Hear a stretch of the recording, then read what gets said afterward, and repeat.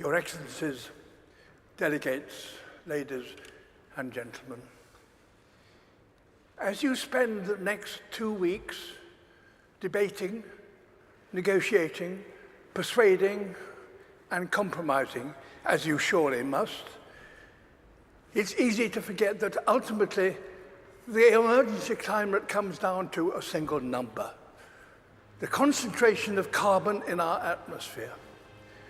The measure that greatly determines global temperature.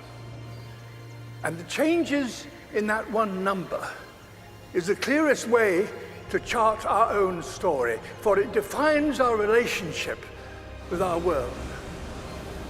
For much of humanity's ancient history, that number bounced wildly between 180 and 300. And so too did global temperatures.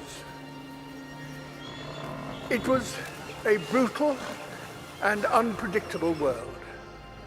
At times, our ancestors existed only in tiny numbers. But just over 10,000 years ago, that number suddenly stabilized, and with it, Earth's climate. We found ourselves in an unusually benign period, with predictable seasons and reliable weather. For the first time, civilization was possible, and we wasted no time in taking advantage of that. Everything we've achieved in the last 10,000 years was enabled by the stability during this time. The global temperature has not wavered over this period by more than plus or minus 1 degree Celsius. Until now. Our burning of fossil fuels, our destruction of nature, our approach to industry, construction, and learning are releasing carbon into the atmosphere at an unprecedented pace and scale. We are already in trouble. The stability we all depend on is breaking. This story is one of inequality as well as instability. Today, those who've done the least to cause this problem are being the hardest hit. Ultimately, all of us will feel the impact, some of which are now unavoidable.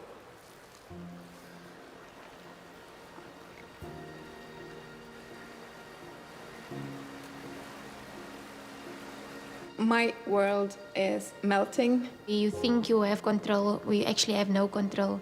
I'm absolutely terrified to bring a child to this world. Is this how our story is due to end? A tale of the smartest species doomed by that all too human characteristic of failing to see the bigger picture in pursuit of short-term goals. Perhaps the fact that the people most affected by climate change are no longer some imagined future generation, but young people alive today. Perhaps that will give us the impetus we need to rewrite our story, to turn this tragedy into a triumph. We are, after all, the greatest problem solvers to have ever existed on Earth. We now understand this problem. We know how to stop the number rising and put it in reverse. We must recapture billions of tons of carbon from the air. We must fix our sights on keeping 1.5 degrees within reach.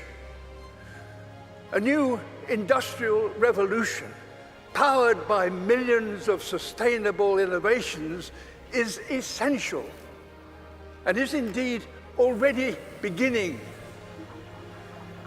We will all share in the benefits: affordable clean energy, healthy air, and enough food to sustain us all.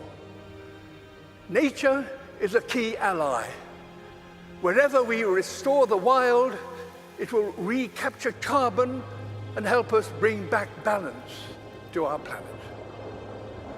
And as we work to build a better world, we must acknowledge no nation has completed its development because no advanced nation is yet sustainable. All have a journey still to compete, so that all nations have a good standard of living and a modest footprint. We're going to have to learn together how to achieve this, ensuring none are left behind. We must use this opportunity to create a more equal world, and our motivation should not be fear, but hope.